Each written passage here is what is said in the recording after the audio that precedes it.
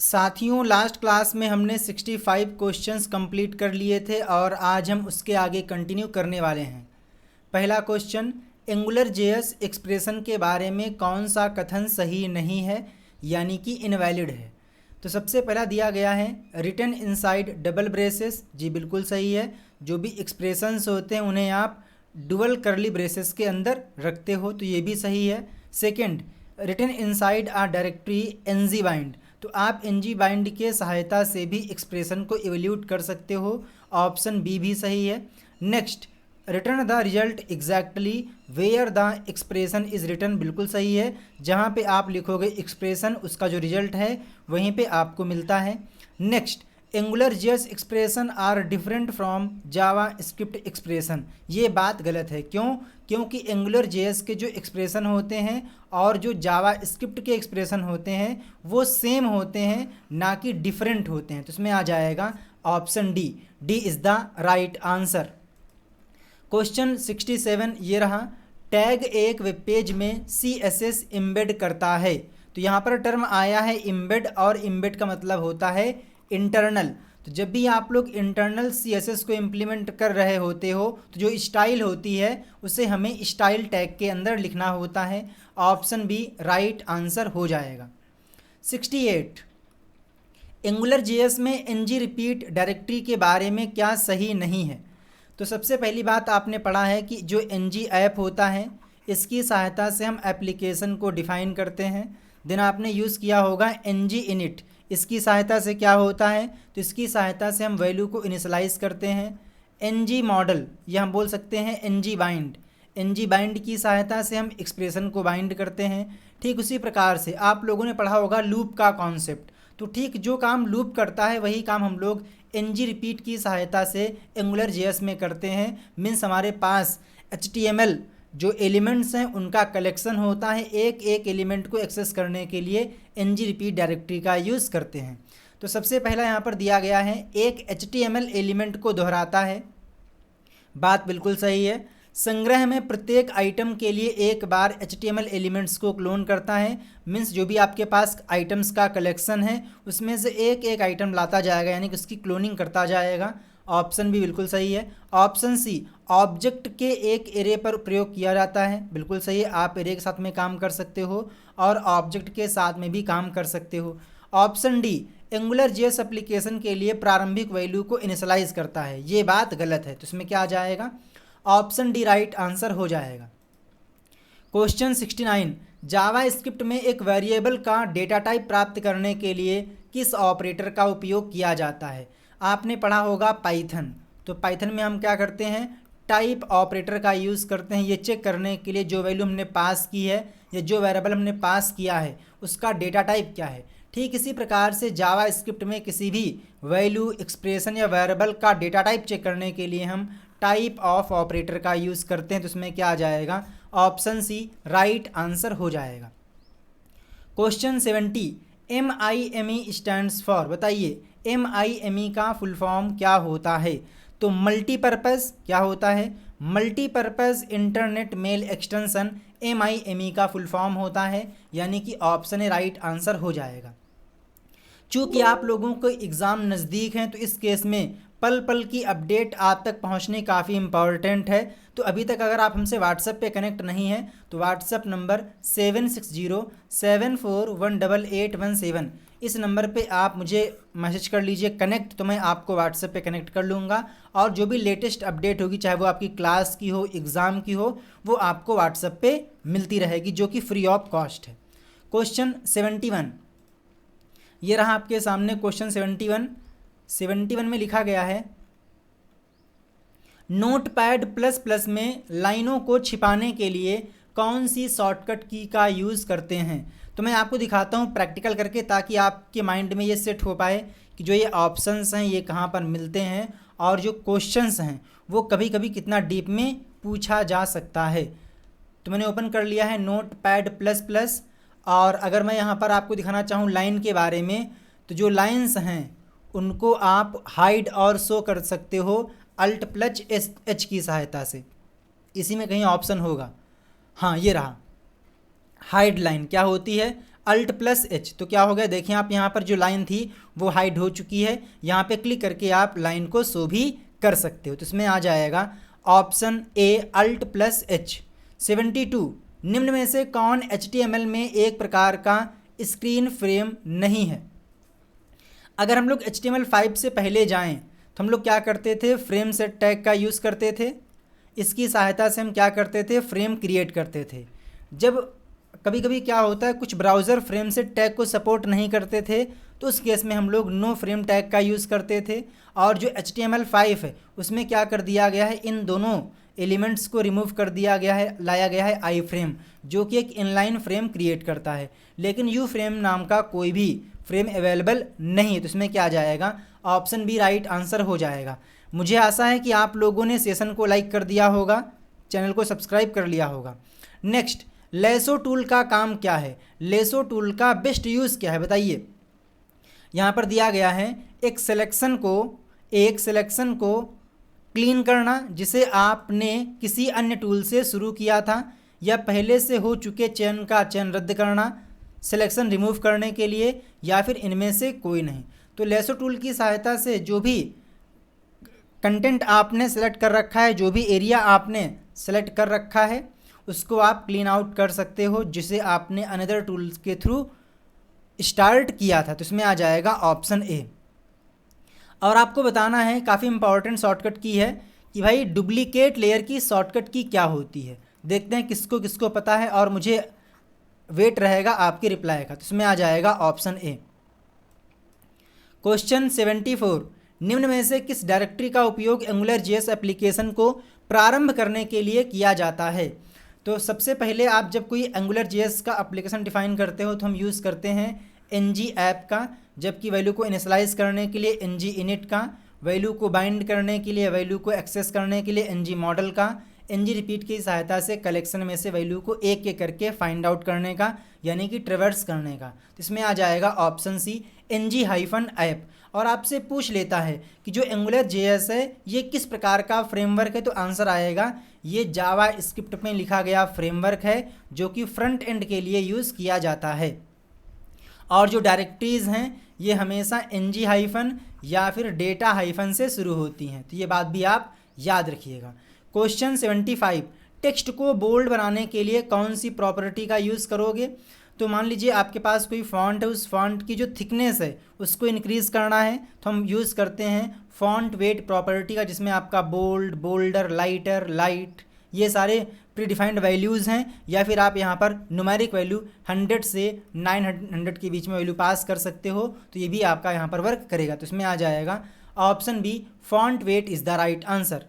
Question 76 में लिखा गया है the most important head element of a web page is a container for. जैसा कि आपको पता है कि जो HTML पेज होता है इसके दो पार्ट होते हैं, एक तो होता है आप लोगों का हेड सेक्शन और एक होता है बॉडी सेक्शन। जो बॉडी सेक्शन इसी को हम बोलते हैं डॉक्यूमेंट, और जो हेड होता है यहाँ पर हम क्या रखते हैं, जो हमारा डॉक्यूमेंट है इसके बारे में information, that is called Meta data, या आप बोल सकते हो मेटा इन्फॉर्मेशन। तो जो मेटा डेटा होता है या मेटा इन्फॉर्मेशन होती है, इसको कंटेन करने के लिए हम मेटा टैग का यूज़ करते हैं, जहाँ पर हम लोग टैग्स, डिस्क्रिप्शन, अथर्स, इंडेक्सिंग, ये सारे टर्म्स को डिफाइन करते हैं। और जो मेटा टैग है ये हेड सेक्शन के अंदर यूज़ किया जाता है। तो इसमें आ जाएगा option C meta data is the right answer. और जो मेटा डेटा होता है उसको कंटेन करने के लिए मेटा टैग का यूज़ किया जाता है। 77, identify the browser which can render HTML5 tags. तो जो भी मॉडर्न ब्राउज़र्स हैं वो सभी HTML5 को सपोर्ट करते हैं, चाहे वो आप लोगों का सफारी हो, क्रोम हो, ओपेरा हो, एज हो, या फिर IE हो। तो इसमें आ जाएगा option D all of the above is the right answer. 78, W3 font में हेडिंग्स के लिए कौन सा कथन सही नहीं है? बताइए 78 का राइट आंसर क्या होगा? सबसे पहला, Segoe UI is the default font for heading, पहला पॉइंट बिल्कुल सही है। Number 2, Segoe UI has a more narrow letter spacing, बिल्कुल सही है। जो इसमें स्पेस होता है वो काफ़ी अधिक नहीं होता है। Segoe UI has more narrow letter spacing means कहने का ये है कि फॉर एग्जांपल यहाँ पर आप देखें तो स्पेस कम है लेटर्स के बीच में, बट सीगो यूआई में क्या होता है, लेटर के स्पेस में ज़्यादा होता है, यानी कि ज़्यादा नैरो होते हैं। ठीक है, नेक्स्ट सी में दिया गया हेडिंग्स अलावा laser number of letters in the heading. ऐसा नहीं है, जितने आप चाहो उतने लेटर्स हेडिंग में रख सकते हो, तो ये हो जाएगा गलत, क्योंकि यहाँ पर लिखा हुआ है लेसर, जबकि यहाँ पर कोई भी लिमिट नहीं है। ऑप्शन डी बोला गया है, जो कि सबसे इंपॉर्टेंट है, कई बार आ चुका है, smallest heading tag is H6, बिल्कुल सही है। इन 2 पॉइंट्स को आप नोट कर लीजिए। लार्जेस्ट हेडिंग के लिए H1 टैग का यूज़ करते हैं और स्मॉलेस्ट के लिए हम H6 का यूज करते हैं। इन दोनों पॉइंट को आप नोट कर लीजिए, इनमें से कोई ना कोई पॉइंट इस बार आने की पूरी संभावना है, तो इस बात को आप नोट कर लीजिए, आपसे गलती ना हो पाए। इसमें आप टिक करेंगे option C. 79 embedded style sheet के बारे में क्या सही नहीं है, और ये मैं आपको रिकमेंड करता हूँ कि आप इंग्लिश को पढ़िएगा, क्योंकि इंग्लिश में क्या होता है, चीज़ें आपको प्रॉपर तरीके से समझ में आती हैं। जो यहाँ पर ट्रांसलेट किया गया है वो शुद्ध हिंदी में किया गया है, तो कभी कभी क्या होता है कि आपको आते हुए भी क्वेश्चन गलत करना पड़ता है, क्योंकि आपको पता नहीं होता कि वो क्या कहना चाह रहा है। चलिए ठीक है।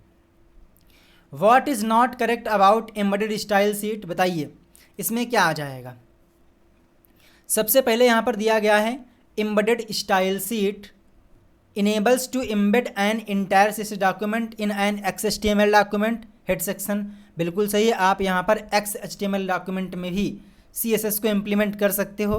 Next, class selector are used in embedded style sheet, ये भी बिल्कुल सही, आप इसमें यूज कर सकते हो। ऑप्शन सी, द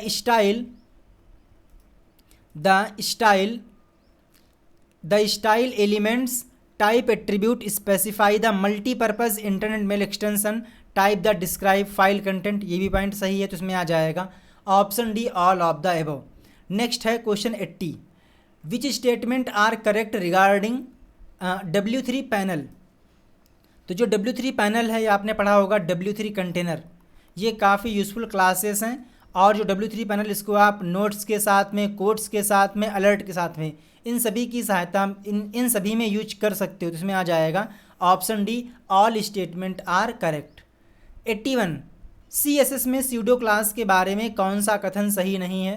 तो सबसे पहले यहाँ पर दिया गया है it is style class defined in CSS, बिल्कुल बात सही है। इसकी सहायता से हम क्या करते हैं, किसी भी क्लास के लिए, किसी भी आइटम के लिए क्लास डिफाइन करते हैं, स्टाइल डिफाइन करते हैं।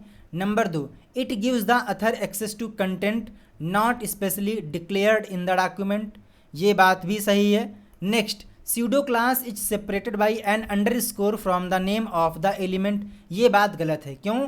क्योंकि फॉर एग्जांपल आपने यूज़ किया होगा और काफ़ी पॉपुलर भी है कि जो फॉर एग्जांपल आपके पास कोई लिंक टैग है, यानी कि एंकर टैग है, और इसमें आप होवर क्लास का इम्प्लीमेंट करना चाहते हो, तो सबसे पहले आपको लिखना होगा name of the element like A, then लगाना होता है कॉलन, देन स्यूडो क्लास का नाम। फॉर एग्जांपल हमें करना है होवर, तो ये होवर क्या है, होवर स्यूडो क्लास है। या आप कर सकते हो ए कॉलन एक्टिव, तो ये एक्टिव क्या है, तो एक्टिव भी स्यूडो क्लास है। Means name of the element और स्यूडो क्लास के बीच में हम क्या करते हैं, सेपरेशन के लिए कॉलन का यूज़ करते हैं, ना कि अंडरस्कोर का। तो इसमें आ जाएगा ऑप्शन सी, क्योंकि यहाँ पर पूछा गया था कौन सा इनकरेक्ट है। क्वेश्चन आ जाएगा next, that is 82, colour enhancement refers to, जो कलर इन्हेंसमेंट होता है ये किसको रिफ़र करता है। तो अगर मैं आपसे कहना चाहूँ तो जो कलर इन्हेंसमेंट है, ये आप लोगों का जो सेंटेंस कंप्लीट करेगा ये होगा any type of process or treatment that modifies or enhance the colour of natural diamond is called colour enhancement. Option भी राइट आंसर हो जाएगा इस क्वेश्चन के अकॉर्डिंग। हालांकि यहाँ पर कुछ डाउट मेरे को है, क्योंकि यहाँ पर जो क्वेश्चन है वो आप लोगों का फ़ोटो एडिटर से है, बट जो इसका राइट आंसर बन रहा है वो बनेगा यहाँ पर डायमंड वाला। तो इसमें आ जाएगा ऑप्शन बी। अगर इसमें आपका 82 में कोई ओपिनियन है तो आप उसे कमेंट कर सकते हैं। मुझे आशा है कि आप लोगों ने वीडियो को लाइक कर दिया होगा। नेक्स्ट 83, जावा स्क्रिप्ट कोड को पुराने ब्राउज़र में चलाने के लिए कौन से कीवर्ड का प्रयोग करना आवश्यक है। तो शुरुआत में जब जावा स्क्रिप्ट क्रिएट की गई थी तो उस टाइम पे हम क्या करते थे, वेरिएबल को क्रिएट करने के लिए वेर कीवर्ड का यूज़ करते थे, वहीं कांस्टेंट वेरिएबल क्रिएट करने के लिए हम कॉन्स्ट कीवर्ड का यूज़ करते थे। तो शुरुआत में वेरिएबल के साथ में यूज़ होने वाले सिर्फ दो कीवर्ड थे, बट बाद में क्या किया गया, एक नए कीवर्ड दैट इज़ लेट को यूज़ किया गया। इट मीन्स कि अगर आप लोग पुराने ब्राउज़र का यूज़ कर रहे हैं तो जो पुराना ब्राउज़र है उसको वेयर के बारे में नॉलेज होगा, ना कि लेट के बारे में। तो इसमें आप टिक कर देंगे option A, where is the right answer, option A सही हो जाएगा। नेक्स्ट 84 में बोला गया है कि आधिकारिक W3 अनुशंसा बनने के लिए सबसे पहला CSS का रिकमेंडेशन कौन सा था। तो सबसे पहले आई थी CSS लेवल 1, देन आई CSS लेवल 2, फिर आ गई CSS लेवल 3 जो कि हम लोग आजकल यूज करते हैं, CSS 3 के नाम से जानी जाती है। CSS का फुल फॉर्म आपको कमेंट करना है। 85 जावास्क्रिप्ट में वेरिएबल को का प्रयोग करके घोषित नहीं किया जा सकता है। तो जावास्क्रिप्ट में आप वेरिएबल को डिक्लेयर करने के लिए वेर कीवर्ड का यूज़ कर सकते हो, लेट कीवर्ड का यूज़ कर सकते हो, नथिंग कीवर्ड का यूज़ कर सकते हो, बट सेट नाम का कीवर्ड जावास्क्रिप्ट में अवेलेबल नहीं है। तो इसमें आ जाएगा option D, set is the right answer. Question 86 कौन सी क्लास प्रॉपर्टी इमेज को ट्रांसपेरेंट बनाती है। तो अगर आप किसी इमेज को ट्रांसपेरेंट करना चाहते हो तो इसके लिए आप यूज़ करते हो W3 ओपासिटी। इसकी सहायता से आप क्या कर सकते हो, किसी भी ऑब्जेक्ट की जो ट्रांसपेरेंसी है उसको कम ज़्यादा कर सकते हो। तो इसमें आ जाएगा ऑप्शन ए, W3 opacity. Next 87 index page क्या होता है। तो जो इंडेक्स पेज होता है वो किसी भी वेबसाइट का सबसे पहला पेज होता है, यानी कि the first page of a website that is called index page. Index मतलब क्या होता है, आप लोगों ने क्या किया होगा, कई सारी बुक्स परचेज़ की होंगी, तो बुक्स में क्या होता है, सबसे पहले पेज पे होता है इंडेक्स, कि भाई जो ये इंडेक्स पेज है यहाँ से आप पूरी बुक में कहीं पर भी जंप कर सकते हो। लाइक जो पहला चैप्टर है वो पेज नंबर 2 से शुरू हुआ है, जो चैप्टर 2 है वो पेज नंबर 8 से शुरू हुआ है। तो इस केस में क्या होता है, इंडेक्स पेज की सहायता से आप कहीं पर भी पूरी बुक में कहीं पर भी जा सकते हो। ठीक उसी प्रकार से जो इंडेक्स पेज होता है वेब डेवलपमेंट में, तो इसकी सहायता से आप किसी भी वेबसाइट के स्पेसिफिक एरिया में जा सकते हो, यानी कि वेबसाइट का पहला पेज इंडेक्स पेज के नाम से जाना जाता है, जिसे हम लोग प्यार से होम पेज भी कहते हैं। और जो इंडेक्स पेज होता है इसका नाम हम लोग क्या रखते हैं, index.html या फिर index.php या index.aspx, यानी कि डिपेंड करता है कि आपने कौन सी टेक्नोलॉजी यूज़ की है, वो आपका आ जाएगा फाइल एक्सटेंशन, बट जो फाइल का नेम है वो होता है इंडेक्स। एग्जाम्पल देता हूँ, फॉर एग्जाम्पल हमने यहाँ पर वेबसाइट को ओपन किया तो यहाँ पर लिखा हुआ है examzilla.com, बट यहाँ पर जो बैक एंड है उसमें यहाँ पर जो ओपन हुआ है पेज वो है examzilla.com/index.php। अगर मैं यहाँ पर टाइप करता हूँ लाइक /index.php, तो आप देखेंगे जो आउटपुट पहले आ रहा था वही आउटपुट अब भी आ रहा है। गलती क्या हुई है कि हमने कैपिटल लेटर में टाइप कर दिया है, तो index.php, तो आप देखेंगे जो आउटपुट है वो सेम ही आ रहा है। क्यों, किसी भी वेबसाइट का जो होम पेज होता है उसका नाम हम लोग क्या रखते हैं, इंडेक्स रखते हैं, और जो सर्वर होता है वो डिफ़ॉल्ट रूप से इसी पेज को रन कर देता है। तो इसमें आ जाएगा क्या, इंडेक्स, यानी कि किसी भी वेबसाइट का पहला पेज, यानी कि ऑप्शन डी। 88 डॉट एजू का मतलब क्या है। तो जो डॉट एजू है ये शो करता है कि भाई जो ये वेबसाइट है ये एजुकेशन टाइप की है, यानी कि एजुकेशन डोमेन को डिनोट करता है, जबकि जो .com होता है वो कॉमर्शियल डोमेन को शो करता है। .in आपने यूज़ किया होगा, ये किसके लिए होता है, इंडिया के लिए। अपना पड़ोसी PK यानी कि पाकिस्तान, है ना। तो ये आपके डिफरेंट टाइप के डोमेन होते हैं। नेक्स्ट 89 W3 लिस्ट में कौन सा वैलिड लिस्ट टाइप नहीं है, बताइए इनमें से कौन एक वैलिड लिस्ट टाइप नहीं है। तो अगर आप किसी लिस्ट के कंटेंट के आइटम को स्मॉल करना चाहते हैं तो आप यूज़ करेंगे स्मॉल का, लार्ज करना है तो आप यूज़ करेंगे लार्ज का, एक्स्ट्रा लार्ज करना है तो आप यूज़ करेंगे एक्स लार्ज का, एक्स्ट्रा लार्ज करना है तो यहाँ पे आ जाएगा XX लार्ज। बट अगर स्मॉल करना है आपको तो आप यूज़ करते हो टिनी, ना कि एक्स स्मॉल। तो इसमें आ जाएगा option B is the right answer, क्योंकि एक्स स्मॉल नाम का कोई भी क्लास अवेलेबल नहीं है। 90 इनवैलिड इनपुट टैग विशेषता मान की पहचान करें। वो कौन सा इनपुट वैल्यू है जिसे हम टाइप के साथ में यूज़ नहीं कर सकते हैं। तो आपने यूज़ किया होगा input type text, input type submit, input type checkbox, input type radio, ना कि रेडियो बॉक्स। तो इसमें क्या आ जाएगा, इसमें आ जाएगा ऑप्शन ए, क्योंकि पूछा गया है कौन इनवैलिड है। तो क्या होता है, शुद्ध होता है रेडियो, ना कि रेडियो बॉक्स। तो इसमें आ जाएगा option A is the right answer. 91 विभिन्न स्थितियों के आधार पर विभिन्न क्रियाओं को करने के लिए किस जावास्क्रिप्ट स्टेटमेंट का उपयोग किया जाता है। यानी कि आपके पास मल्टीपल स्टेटमेंट हैं, मल्टीपल कंडीशंस हैं, तो उस केस में आप किसका यूज करोगे? तो हम यूज करेंगे स्विच केस का, यानी कि ऑप्शन डी राइट आंसर होगा स्विच का। और इसे हम सेलेक्टिव स्टेटमेंट भी कहते हैं या बोल सकते हो मेन स्टेटमेंट भी कहते हैं। 92 निम्न में से किसका प्रयोग डायरेक्टरीज के प्रीफिक्स के रूप में किया जाता है। तो मैंने आपसे कहा था कि जो भी डायरेक्टरीज होती हैं एंगुलर जेएस में वो हमेशा एनजी ऐप से शुरू होती हैं, या तो आप यहाँ पर डेटा हाइफन का यूज़ कर सकते हो। तो इसमें आ जाएगा ऑप्शन बी एनजी हाइफन।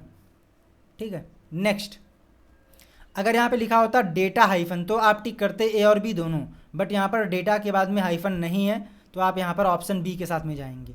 93 जावा स्क्रिप्ट को बदल सकता है। तो जो जावा स्क्रिप्ट है इसकी सहायता से आप HTML कंटेंट को चेंज कर सकते हो, एट्रीब्यूट वैल्यू को चेंज कर सकते हो, स्टाइल को चेंज कर सकते हो। इसमें क्या आ जाएगा? Option D all of the above right answer हो जाएगा।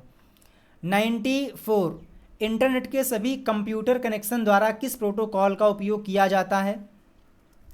तो जो इंटरनेट है पहली बात ये काम करता है किस पे? ये क्या होता है? तो ये होता है नेटवर्क ऑफ नेटवर्क्स, यानी कि कई नेटवर्कों का क्या है? एक सिंगल नेटवर्क है। नंबर 2 ये यूज़ करता है पैकेट स्विचिंग का, और यहाँ पर प्रोटोकॉल यूज़ होता है TCP/IP स्टैक। तो इसमें आ जाएगा ऑप्शन सी TCP/IP स्टैक। आपसे पूछ लेता है कि जो UDP है ये कैसा प्रोटोकॉल है, तो आंसर आ जाएगा जो UDP है ये कनेक्शन लेस प्रोटोकॉल है जो कि ट्रांसपोर्ट लेयर पे काम करता है।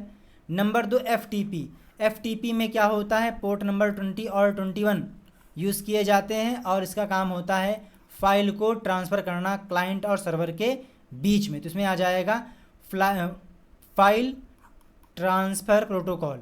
जबकि जो टेलनेट है ये एक रिमोट लॉगिन प्रोटोकॉल है जो कि पोर्ट नंबर 23 पे काम करता है। तो इसमें आ जाएगा option C TCP/IP is the right answer, जिसमें आपकी 4 लेयर्स होती हैं।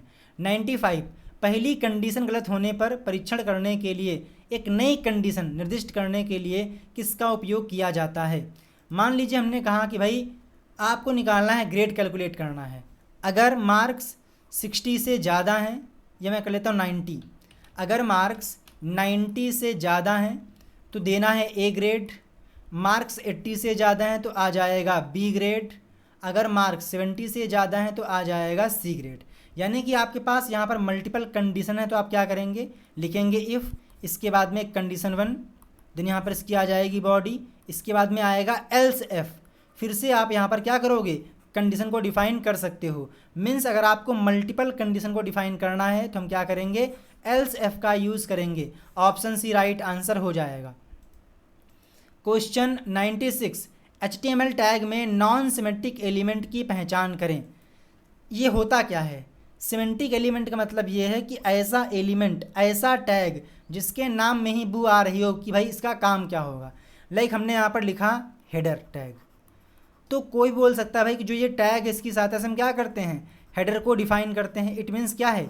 ये एक सिमेंटिक एलिमेंट्स है। मैंने आपसे बोला कि सेक्शन, तो सेक्शन क्या है? इसकी सहायता से हम क्या करते हैं? सेक्शन को डिफ़ाइन करते हैं। तो सेक्शन भी क्या हो जाएगा?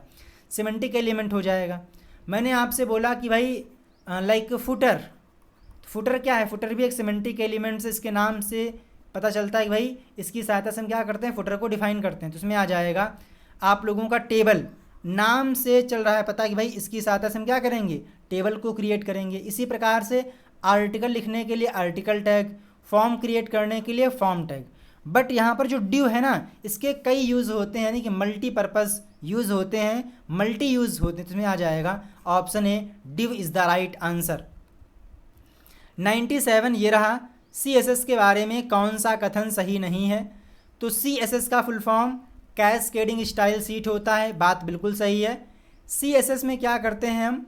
तो CSS में जो कंटेंट होता है उसको हम प्रेजेंटेशन से सेपरेट रखते हैं, ये बात भी आप लोगों की सही है। Next, establish visual layout of a web page, बात बिल्कुल सही है। इसकी सहायता से हम क्या करते हैं? जो पेज का जो पेज का विजुअल होता है, जो उसका डिस्प्लेसन होता है, जो उसका डिस्प्ले होता है, जो उसका बोल सकते हो ओवरव्यू होता है, जो उसकी प्रेजेंटेशन होती है, उसको इस्टेब्लिश करते हैं, उसके लेआउट को इस्टेब्लिश करते हैं। ये पॉइंट भी सही है, लेकिन जो दिया गया है ऑप्शन डी में mark the content of the web page, ये बात गलत है। क्यों? क्योंकि जो वेब पेज के कंटेंट होते हैं उसको मार्क करने के लिए हम HTML का यूज़ करते हैं, ना कि CSS का। तो उसमें आ जाएगा ऑप्शन सी। 98 निम्न में से कौन W3 टेक्स्ट में मान्य टेक्स्ट अलाइनमेंट क्लास नहीं है? तो अगर आपके पास कोई कंटेंट जिसका अलाइनमेंट आप सेट करना चाहते हो, तो पहला तो होता है W3 लेफ़्ट अलाइन, जिसकी सहायता से हम क्या करते हैं, लेफ़्ट अलाइन सेट करते हैं। इसी प्रकार से राइट हो जाएगा, सेंटर हो जाएगा, बट यहाँ पर सेंटर अलाइन नहीं होता है। क्या होता है? W3 सेंटर होता है। तो इसमें आ जाएगा ऑप्शन डी। पूछा गया था कौन सा नहीं है। नेक्स्ट इसके बाद में आ जाएगा 99। तो 99 में कहा गया है कि HTTP put request method is used to. इसका काम क्या है? आपने यूज़ किया होगा HTTP post, HTTP get, HTTP set, HTTP put. तो इसका काम क्या है? पहला दिया गया है return content of specified document, ना। नेक्स्ट रिटर्न हेडर इन्फॉर्मेशन, बिल्कुल नहीं। Next replace the specified document with the enclosed data, ये बात बिल्कुल सही। इसके साथ हम क्या करते हैं, जो भी हमारे पास एग्जिस्टिंग डेटा है उसको हम क्या करते हैं, नए कंटेंट के साथ में रिप्लेस करते हैं। तो इसमें आ जाएगा ऑप्शन सी। नेक्स्ट 100 में ये रहा आपके सामने क्वेश्चन, स्विच ब्लॉक से बाहर आने के लिए किस स्टेटमेंट का प्रयोग किया जाता है? तो अगर आप स्विच केस से बाहर आना चाहते हो तो हम यूज़ करते हैं ब्रेक का। बेसिकली जो ब्रेक कीवर्ड है इसका अधिकतर हम यूज़ दो के साथ में करते हैं। पहला होता है लूप और दूसरा होता है स्विच। तो इसमें आ जाएगा ऑप्शन बी। तो हमने आज के सेशन में आपके साथ में 35 MCQs डिस्कस किए हैं। मुझे आशा है कि आप लोगों को ये सेशन समझ में आया होगा। आपके पास कोई डाउट है तो आप उसे कमेंट कर सकते हैं। अगर आप लोगों को O लेवल का कोई भी बैच ज्वाइन करना है तो आप व्हाट्सअप नंबर 7607418817 इस नंबर पे कांटेक्ट कर सकते हैं। कंप्लीट इन्फॉर्मेशन आपको मिल जाएगी। जय हिंद, वंदे मातरम, थैंक यू।